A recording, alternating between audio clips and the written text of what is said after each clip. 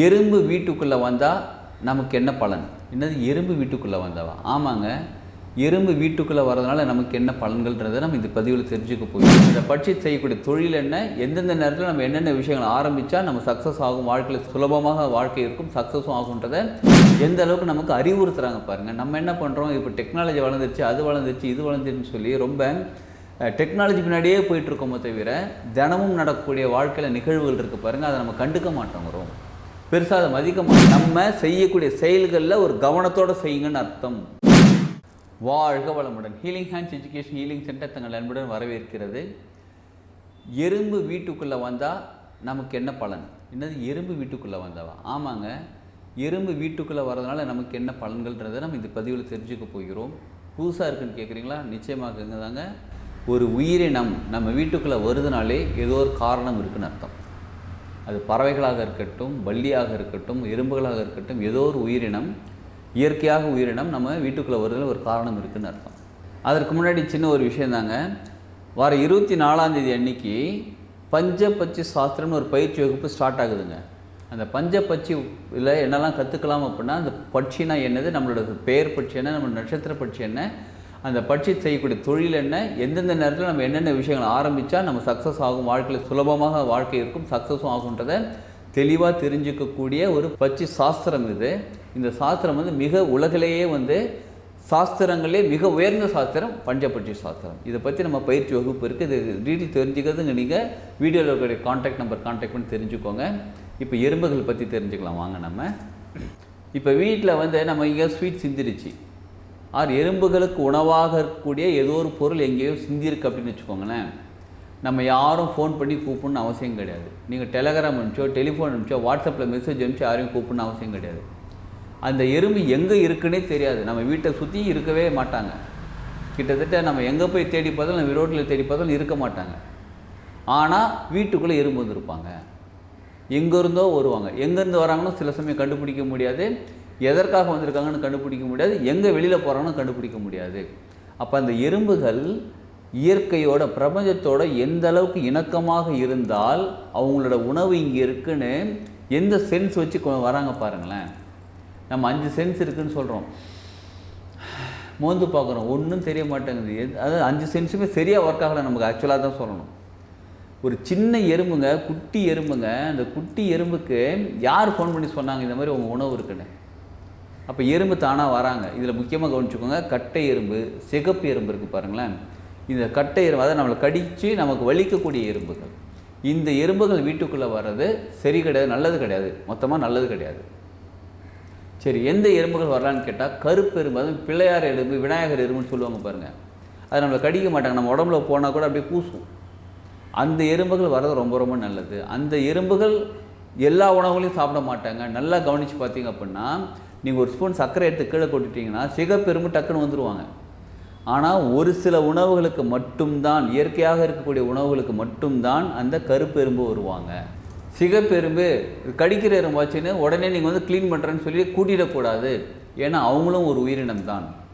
இப்போ நம்ம ஒரு பண்ண தப்பு, அதாவது இது ஒரு கர்மான்னு எடுத்துக்கோங்களேன். நம்ம சிந்தின சர்க்கரைக்கு, அந்த ஸ்வீட்டுக்கு, எறும்பு உணவுக்கு அவங்க சாப்பிட்றாங்க அப்படின்னா நம்ம தானே அவங்கள இன்வைட் பண்ணோம். நீங்கள் வாங்க வாங்க நம்மள தான் இன்வைட் பண்ணோம்.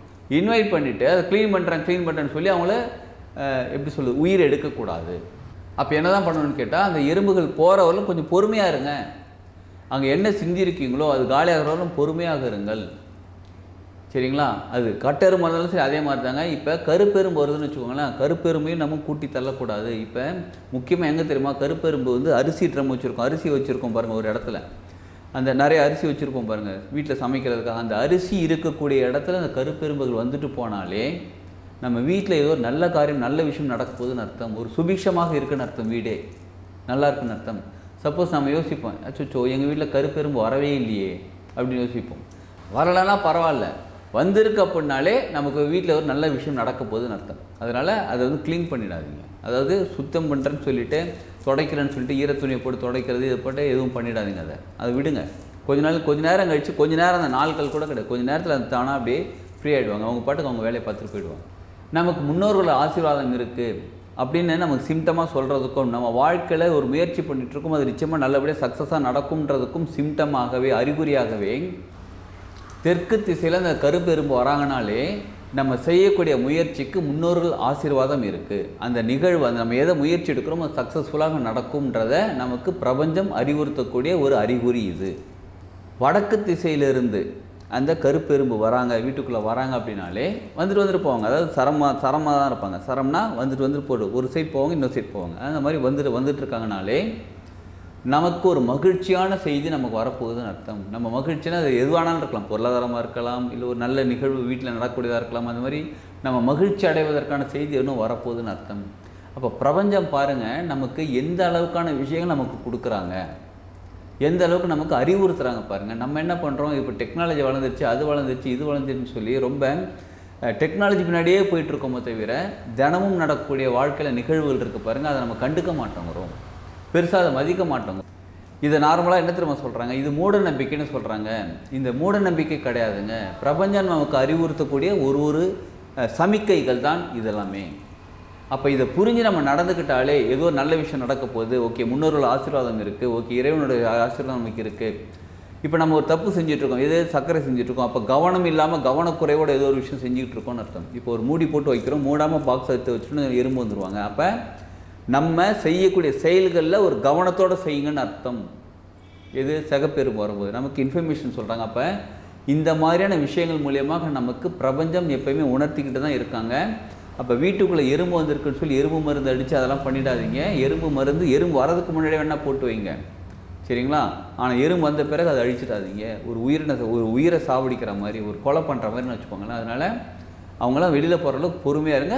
ஒரு 2 மணி நேரம் 1 மணி நேரத்தில் அவங்க தானாக வெளியில் போயிடுவாங்க, கொஞ்ச நேரத்தில் வெளியில் போயிடுவாங்க. இதை தொடர்ந்து வந்துக்கிட்டே இருக்காங்கன்னா என்ன பண்ணியிருக்கீங்கன்றதை பாருங்கள். நீங்கள் ஏற்கனவே ஏதோ ஒரு தப்பு பண்ணியிருக்கீங்க, அதாவது ஏதோ ஒரு ஸ்வீட் ஏதோ ஒரு போட்டு வச்சுருங்க, அதனால தான் வந்துட்டு இருக்காங்க. அது சரியாகணும், கொஞ்சம் பொறுமையாக இருங்க. திருச்சிராப்பள்ளி மாவட்டத்தில் இருக்கக்கூடிய திருவரும்பூர் ஊரில் எறும்பீஸ்வரர் ஒரு கோயில் இருக்குங்க. அந்த சிவனுக்கு பேர் எறும்பீஸ்வரர், அங்கே இருக்கிற அம்மனுக்கு பேர் வந்து நறுங்குழல் நாயகி. இந்த கோயிலுக்கு போயிட்டு வாங்க. எதற்காக போகணுன்னு கேட்குறீங்களா? இந்த கோயிலுக்கு போகும்போது நம்ம வீட்டில் பல சின்ன தொந்தரவுகள் இருக்குது பாருங்கள். சின்ன தொந்தரவுகள், அதாவது ரொம்ப குட்டி எப்படி சொல்லணும், எறும்பு மாதிரி இருக்குன்னு சொல்லுவாங்க பாருங்கள். எறும்பு ரொம்ப சின்னதாக தானே இருக்குது, ஆனால் அது கடிச்சுனா பயங்கரமாக வலிக்குது பாருங்கள். இந்த மாதிரி சின்ன தொந்தரவுகள் நம்ம வாழ்க்கையில் நிறைய இருந்துக்கிட்டே இருக்குது. அது என்ன பண்ணுதுன்னே தெரியல அப்படின்னா இந்த கோயிலுக்கு போயிட்டு வாங்க, உங்களுக்கு அதற்கான விடை கிடைக்கும், அதற்கு போயிட்டு வந்ததுக்கான பலன் கிடைக்கும். அந்த சின்ன தொந்தரவுகள் எல்லாமே அகல ஆரம்பிக்கும். நம்ம நினைப்போம் சின்ன தொந்தரவு தானே நினைப்போம், அதுதாங்க பெரிய விளைவுகளை உருவாக்கக்கூடியதாக இருக்கும். அதனால் இந்த கோயில் போயிட்டு வாங்க. யாரால் முடியுமோ அங்கே கோயில் போயிட்டு வாங்க. இல்லை என் வாழ்க்கையில் ரொம்ப சின்ன தொந்தரவு நிறையாவே இருந்துக்கிட்டே இருக்குங்க, எதை எடுத்தாலும் சின்ன தடங்கள் இருக்குது, ரொம்ப குட்டி தான், அப்படி ஏந்திரிக்க டக்குன்னு இடிச்சிக்கணும், திடீர்னு இடிச்சிக்கிற மாதிரி சின்ன விஷயம் நிறைய நடந்துகிட்டு இருக்குது, தொந்தரவாகவே இருக்குது அப்படின்னு நீங்கள் ஃபீல் பண்ணி அந்த கோயில் போயிட்டு வாங்க. நிச்சயமாக நீங்கள் அந்த தொந்தரவுலேருந்து வெளியில் வந்து உங்கள் வாழ்க்கை முன்னேறிடும். பிரபஞ்சம் நமக்கு எப்பயுமே எல்லாத்தையும் உணர்த்திக்கிட்டு தான் இருக்காங்க. அதை நம்ம பயன்படுத்தி நம்ம வாழ்க்கையில் முன்னேறிக்கலாம். வாழ்க வளமுடன்.